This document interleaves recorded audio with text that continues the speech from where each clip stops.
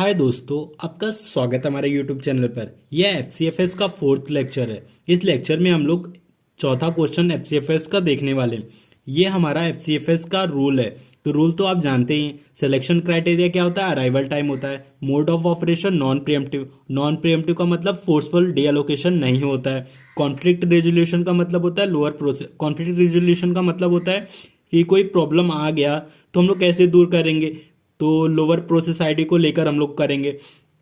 तो ठीक है, process number, arrival time, burst time, input output burst time और बर्स्ट टाइम दिया हुआ है।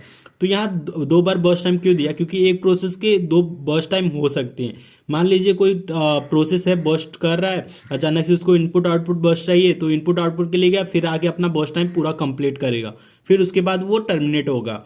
तो ठीक है, और फिर इसके बेस पे हम लोग को क्या फाइंड आउट करना है? Find the average turn around time, average waiting time if scheduling overhead. Scheduling overhead का मतलब मैंने पहले भी बताया था। अगर प्रोसेस रेडी क्यू में है तो उसको जब हम लोग रनिंग क्यू में लाएंगे तो जो टाइम लगेगा उसे हम लोग शेड्यूलिंग ओवरहेड कहते हैं। आगे हम लोग देखने वाले हैं। शेड्यूलिंग ओवरहेड की वैल्यू क्या दिया है? डेल्टा की वैल्यू 1 दिया है। ठीक है, डेल्टा की वैल्यू कितना है? 1 दिया है। और input output burst time are given in above question. ठीक है, इनपुट आउटपुट बर्स्ट टाइम भी दिया है। हर एक क्वेश्चन में हमने इनपुट आउटपुट बर्स्ट टाइम नहीं लिया था, लेकिन इस क्वेश्चन में हम लोग इनपुट आउटपुट बर्स्ट टाइम लिए हैं। तो ठीक है, इस क्वेश्चन ये थोड़ा अलग क्वेश्चन है, तो इसको हम लोग अच्छे से करेंगे। तो ठीक है, तो सबसे पहले हम लोग गैंट चार्ट बना लेते हैं। तो ये हमारा हो गया सीपीयू और ये हमारा रेडी क्यू। ठीक है, अब एट टाइम जीरो, मतलब जीरो टाइम पे कौन सा प्रोसेस है? प्रोसेस P1 है। तो ठीक है, P1 प्रोसेस को लाते हैं। तो जब कोई प्रोसेस को रेडी क्यू से सीपीयू लाते हैं तो मतलब जो टाइम लगता है उसको डेल्टा बोलते हैं। तो ठीक है, डेल्टा की वैल्यू कितना है? डेल्टा की वैल्यू 1 है। तो ठीक है, 1 यूनिट के लिए रख देते हैं। फिर P1 को रन करेंगे। जब P1 को रन करेंगे तो कितना देर तक रन होगा? 3 यूनिट तक। तो ठीक है, 3 यूनिट तक रन करते हैं। 1 + 3 4, 4 यूनिट तक रन हुआ। तो 4 यूनिट तक P2 भी आ गया, मतलब P2 का अराइवल टाइम 2 है, तो 4 यूनिट तक रन हुआ तो P2 आ गया। तो ठीक है, P2 को ले लेंगे। तो 4 यूनिट के बाद जब P1 मतलब बर्स्ट हो जाएगा तो फिर वो 7 यूनिट के लिए जाएगा इनपुट आउटपुट के लिए। तो ठीक है, P1 को यहाँ से 7 यूनिट, मतलब 7, 7 + 4 11, तो 11 यूनिट के बाद जब इसका यूनिट मतलब इनपुट आउटपुट, ये देखिए P1 4 यूनिट तक रन हुआ। फिर 4 यूनिट के बाद वो 7 यूनिट बर्स्ट करने के मतलब इनपुट आउटपुट के लिए जाएगा। तो 4 + 7 11 होता है। तो मतलब 11 यूनिट के बाद P1 रन करेगा, वापस से 2 यूनिट बर्स्ट करेगा। तो ठीक है, तब तक P2 हमारे पास आ गया है। तो P2 को लाएंगे तो उसका डेल्टा वैल्यू पहले आएगा। तो 4 + 1 5 हो गया। ठीक है, P2 का बर्स्ट टाइम कितना है? आप देख सकते हैं P2 का बर्स्ट टाइम 5 यूनिट है। तो ठीक है, 5 यूनिट तक P2 को बर्स्ट करेंगे। 5 + 5 10। ठीक है, 5 यूनिट जब बर्स्ट किया तो 10 हो गया। तो फिर 10 के बाद जब 5 यूनिट बर्स्ट हो जाएगा तो 10 के बाद 2 यूनिट जाएगा वो इनपुट आउटपुट के लिए। तो ठीक है, P2 को भी हम लोग 2 यूनिट भेज देते हैं, मतलब 12 तक। 10 + 2 12 तक, 12 के बाद वो वापस आएगा इनपुट आउटपुट कंप्लीट करने के बाद। तो ठीक है, 10 से 11 मतलब P1 कब आएगा? 11 पे आएगा और P2 12 पे आएगा।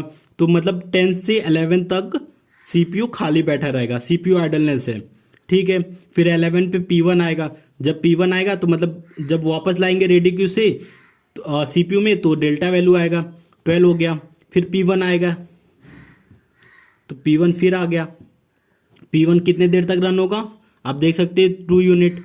तो 2 यूनिट तक रन करेंगे तो 14 हो जाएगा। फिर जैसे P1 हो गया, यहाँ P1 का एग्जीक्यूशन कंप्लीट हो गया, तो मतलब 2 यूनिट के बाद वो टर्मिनेट हो जाएगा। फिर P2 भी आ गया हमारे में। P2 का कितना 12 है, तो P2 आ गया।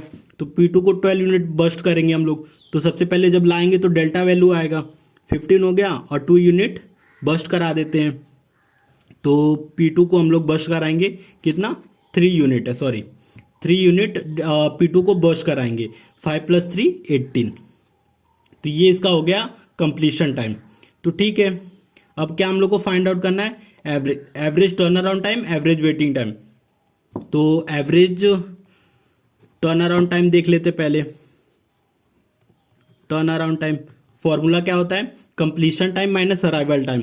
तो ये देखिए P1 कंप्लीट कब हो रहा है, 14 पे हो रहा है, और अराइव कब हो रहा है, 0 पे हो रहा है। तो 14 माइनस जीरो, 14 माइनस जीरो कितना होता है, 14 होगा, ठीक है। प्लस P2 कब आ रहा है, मतलब कंप्लीट कब हो रहा है, 18 पे, और अराइव कब हो रहा है, 2 पे। तो 18 माइनस 2 16, ठीक है, और डिवाइड बाई 2, तो कितना आएगा, 30 डिवाइड बाई 2 मतलब 15 आएगा। तो एवरेज टर्न अराउंड टाइम कितना आ गया, 15 आ गया, ठीक है। अब हम लोग को क्या कैलकुलेट करना है, average waiting time. Average waiting time का फॉर्मूला क्या होता है, मैं यहाँ लिख देता हूँ, turn around time, waiting time का फॉर्मूला लिखता हूँ पहले, turn around time minus burst time plus input output burst time, ठीक है। ये टर्न अराउंड वेटिंग टाइम का फॉर्मूला होता है, turn around time minus burst time plus input output burst time, ठीक है।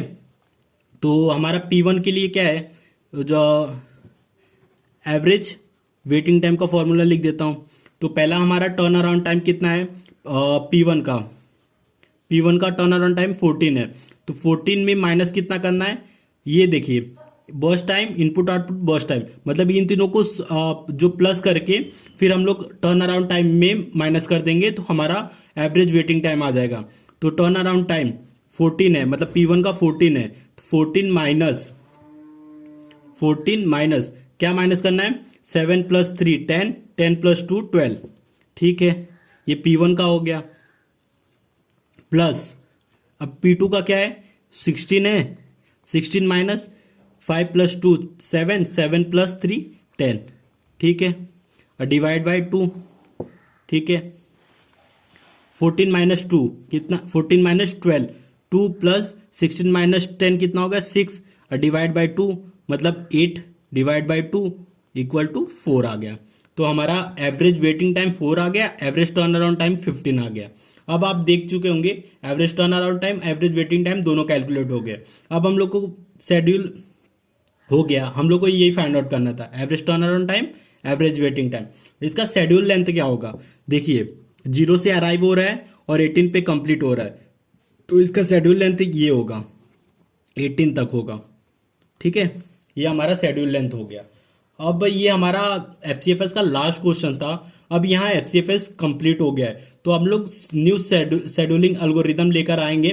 अगर वीडियो अच्छा लगे तो प्लीज़ वीडियो को लाइक और हमारे चैनल को सब्सक्राइब करें।